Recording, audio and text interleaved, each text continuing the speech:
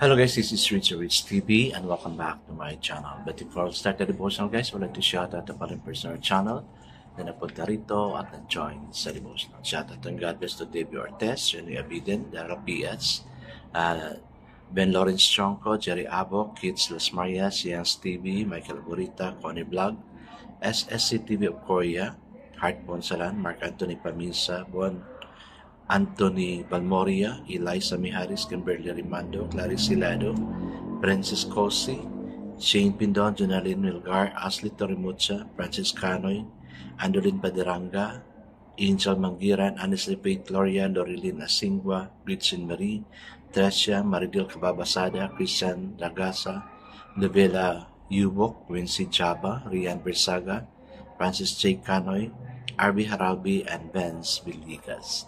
Shoutout na rin sa mga hindi nakisabay na manood sa devotional but still nagpunta pa rin dito para manood at makinig sa devotional. God bless us all guys.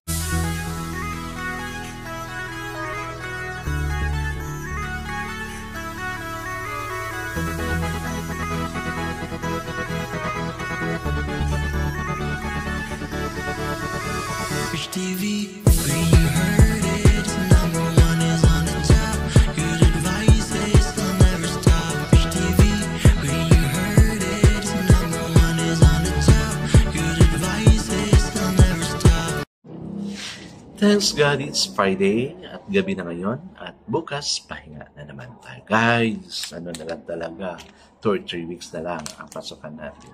And after that, we'll be enjoying the vacation. Kayo, saan kayo magbabakasyon?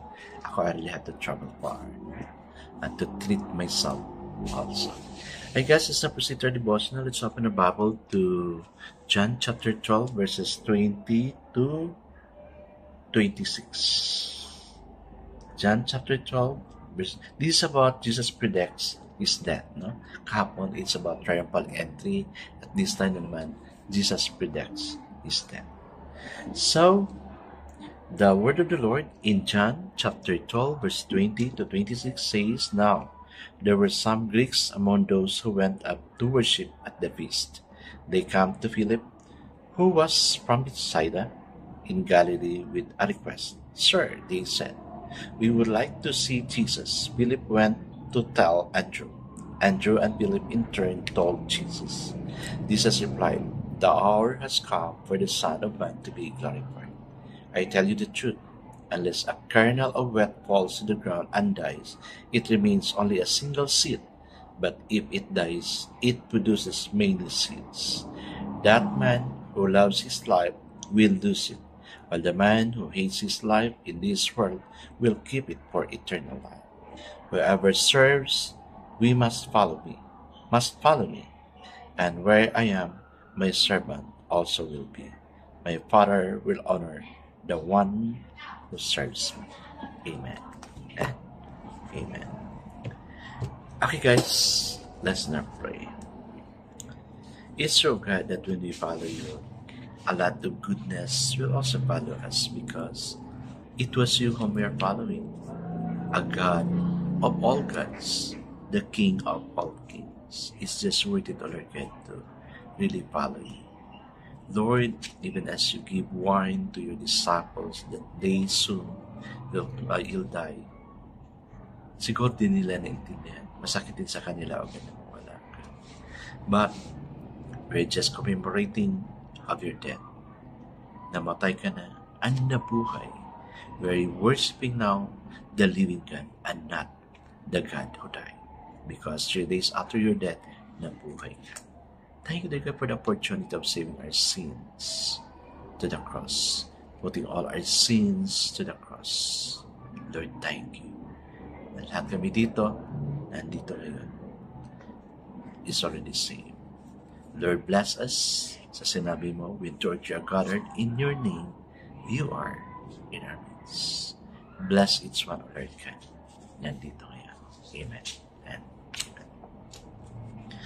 The focus verse for this evening, guys, is found in John 12, verse 24. It says, Most assuredly I say to you, unless a grain of wheat falls into the ground and dies, it remains alone.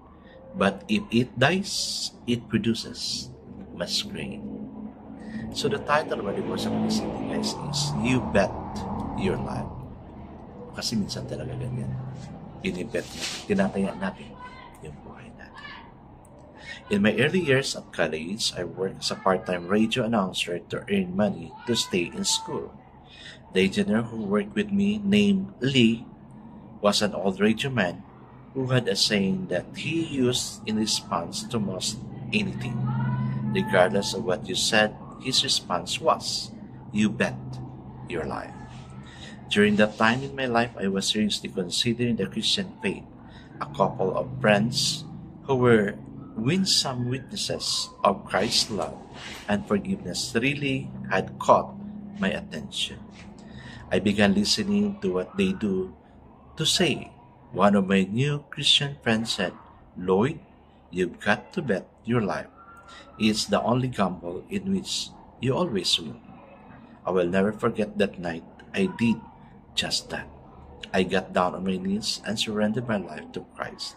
I have been collecting the abundant life ever since. Amen. Ang ganda, no? One of the first people I wanted to tell was Lee. You know, Lee, how you always say you bet your life? I don't know what you mean when you say that, but let me tell you what it now means to me. Last night, I bet my life on Christ. Amen and amen. Yes, guys, alam ko, you also bet your life. Tinaya mo na yung buhay mo kay Lord. Maski yung finances mo, sacrificially, you give it. Though you need it, but you experience the blessing. Diba? Sacrificial giving, binigay mo sa offering plate. That, yun, God bless you with abundance. Di ka nawawala ng pera. Kasi you bet your life. Ako, I bet my life. No?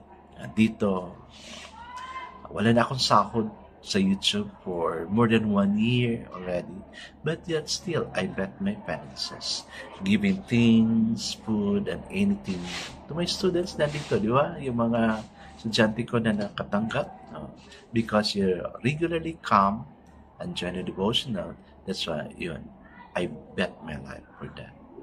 Kaya sa mga friends ko, baka ganahan kayo na magpalipad dyan. Paliparan nyo na ako para makasahod na kay Lolo, so I can also share the blessing to others. In that way, you bet your life in order to inspire others to come. Yes, I know, you bet your life. I guess that's not prayer.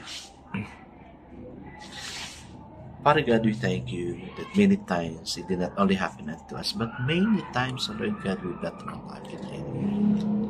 Thank you, God, for that. And we know that we gathered and harvest the result of betting our life to you.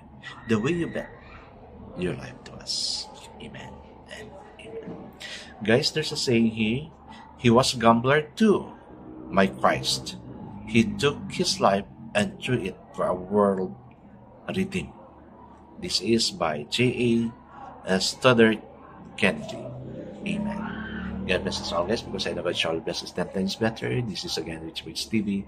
Kita-kita tayo ulit sa muli. Paalam!